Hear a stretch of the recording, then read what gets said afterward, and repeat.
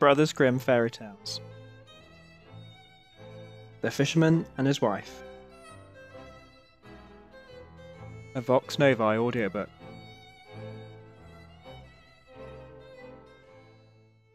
There was once a fisherman who lived with his wife in a pigsty close by the seaside. The fisherman used to go out all day long a-fishing, and one day, as he sat on the shore with his rod, looking at the sparkling waves and watching his line, all on a sudden his float was dragged away deep into the water, and in drawing it up he pulled out a great fish.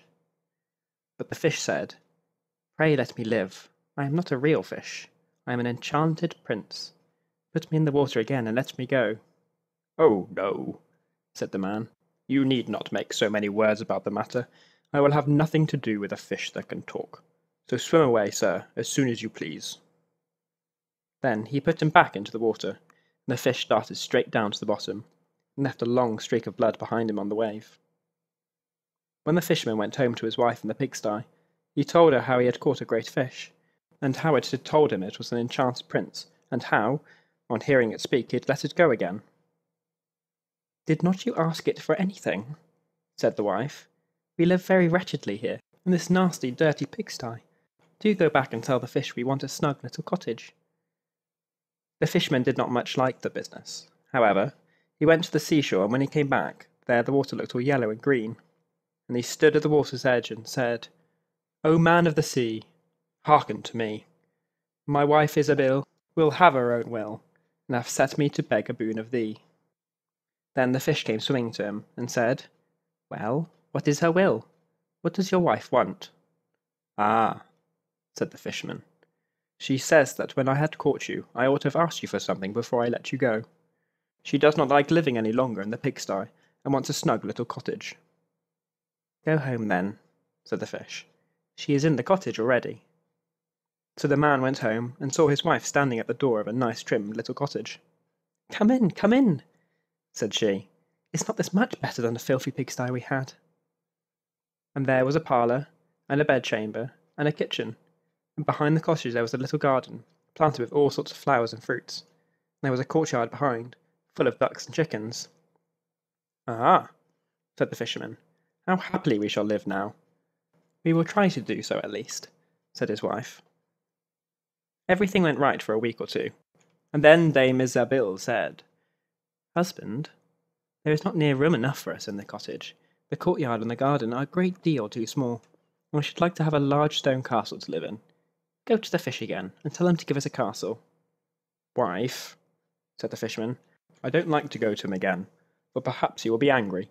We ought to be easy with this pretty cottage to live in." "Nonsense," said the wife. "He will do it very willingly, I know. Go along and try." The fisherman went, but his heart was very heavy. When he came to the sea, it looked blue and gloomy, though it was very calm, and he went close to the edge of the waves and said, "O man of the sea, hearken to me. My wife Isabel will have her own will, and hath sent me to beg a boon of thee." "Well, what does she want now?" said the fish. "Ah," said the man dolefully, "my wife wants to live in a stone castle." "Go home then," said the fish. "She's standing at the gate of it already." So away went the fisherman, and found his wife standing before the gate of a great castle. "See," said she, "is not this grand?" With that they went into the castle together, and found a great many servants there, and the rooms all richly furnished, and full of golden chairs and tables. And behind the castle was a garden, and around it was a park 1/2 mile long, full of sheep and goats and hares and deer, and in the courtyard were stables and cowhouses. "Well," said the man, "now we will live cheerfully and happily in a beautiful castle for the rest of our lives." "Perhaps we may," said the wife, "but let us sleep upon it, before we make up our minds to do that." So they went to bed. The next morning when Dame Isabel awoke, it was broad daylight, and she jogged the fisherman with her elbow, and said, "Get up, husband, and bestir yourself, for we must be king of all the land." "Wife, said the man, "why should we wish to be the king? I will not be king." "Then I will be," said she. "But wife," said the fisherman, "how can you be king? The fish cannot make you a king." "Husband," said she, "say no more about it, but go and try. I will be king."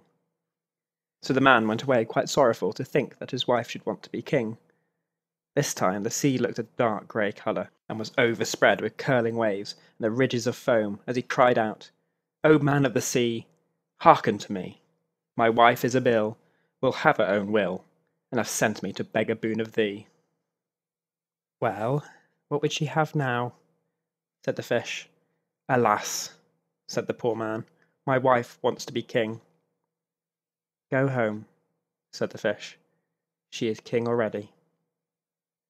Then the fisherman went home, and as he came close to the palace he saw a troop of soldiers, and heard the sound of drums and trumpets. And then he went in, he saw his wife sitting on a throne of gold and diamonds, with a golden crown upon her head, and on each side of her stood 6 fair maidens, each a head taller than the other. "Well, wife," said the fisherman, "are you king?" "Yes," said she, "I am king." And when he had looked at her for a long time, he said, "Ah, wife, what a fine thing it is to be king. Now we shall never have anything more to wish for as long as we live." "I don't know how that may be," said she. "Never is a long time. I am king, it is true, but I begin to be tired of that, and I think I should be emperor." "Alas, wife, why should you wish to be emperor?" said the fisherman. "Husband," said she, "go to the fish. I say I will be emperor." "Ah, wife," replied the fisherman, "the fish cannot make an emperor, I am sure, and I should not like to ask him for such a thing." "I am king," said Isabel, "and you are my slave, so go at once." So the fisherman was forced to go, and he muttered as he went along, "This will come to no good. It is too much to ask. The fish will be tired at last, and then we shall be sorry for what we have done." He soon came to the seashore, and the water was quite black and muddy, and a mighty whirlwind blew over the waves and rolled them about. But he went as near as he could to the water's brink, and said, "O man of the sea, hearken to me. My wife Isabel will have her own will, and hath sent me to beg a boon of thee." "What should she have now?" said the fish. "Ah," said the fisherman, "she wants to be an emperor." "Go home," said the fish. "She is emperor already." So he went home again, and as he came near he saw his wife Isabel sitting on a very lofty throne made of solid gold, with a great crown on her head, full 2 yards high, and on each side of her stood her guards and attendants in a row, each one smaller than the other, from the tallest giant down to a little dwarf no bigger than my finger. And before her stood princes and dukes and earls, and the fisherman went up to her and said, "Wife, are you emperor?" "Yes," said she, "I am emperor." "Ah," said the man, as he gazed upon her, "what a fine thing it is to be emperor." "Husband," said she, "why should we stop at being emperor? I will be pope next." "Oh, wife, wife," said he, "how can you be pope? There is but one pope at a time in Christendom." "Husband," said she, "I will be pope this very day." "But," replied the husband, "the fish cannot make you pope." "What nonsense!" said she. "If he can make me an emperor, he can make me a pope. Go and try him." So the fisherman went, but when he came down to the shore, the wind was ragging, and the sea was tossed up and down in boiling waves, and the ships were in trouble, and rolled fearfully upon the tops of the billows. In the middle of the heavens there was a little piece of blue sky, but towards the south all was red, as if a dreadful storm was rising.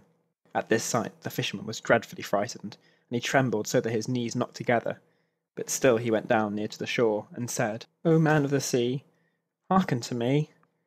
My wife Isabel will have her own will, and hath sent me to beg a boon of thee."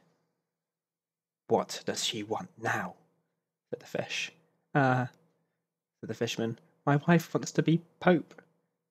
"Go home," said the fish. "She is pope already." Then the fisherman went home, and found Isabel sitting on a throne that was 2 miles high, and she had 3 great crowns on her head, and around her stood all the pomp and power of the church. On each side of her were 2 rows of burning lights, of all sizes, the greatest as large as the highest and biggest tower in the world, and the least no larger than a small rushlight. "Wife," said the fisherman as he looked at all this greatness, "are you pope?" "Yes," said she, "I am pope." "Well, wife," replied he, "it is a grand thing to be pope, and now you must be easy, for you can be nothing greater." "I will think about that," said the wife. Then they went to bed, but but Dame Isabel could not sleep all night for thinking what she should be next. At last, as she was dropping asleep, morning broke and the sun rose. Ha! Thought she as she woke up and looked at it through the window. After all, I cannot prevent the sun rising. At this thought she was very angry, and wakened her husband, and said, "Husband, go to the fish and tell him I must be lord of the sun and the moon." The fisherman was half asleep, but the thought frightened him so much that he started and fell out of bed. "Alas, wife," said he, "cannot you be easy with being Pope?" "No," said she, "I am very uneasy, as long as the sun and the moon rise without my leave. Go to the fish at once." Then the man went shivering with fear, and as he was going down to the shore, a dreadful storm arose, so that the trees and the very rocks shook. And all the heavens became black with stormy clouds, and the lightnings played, and the thunders rolled, and you might have seen in the sea great black waves, swelling up like mountains with crowns of white foam upon their heads. And the fisherman crept towards the sea, and cried out, as well as he could, "O man of the sea, hearken to me. My wife Isabel will have her own will, and has sent me to beg a boon of thee." "What does she want now?" said the fish. Said he, "she wants to be lord of the sun and moon." "Go home," the fish, "to your pigsty again." And there they live to this very day.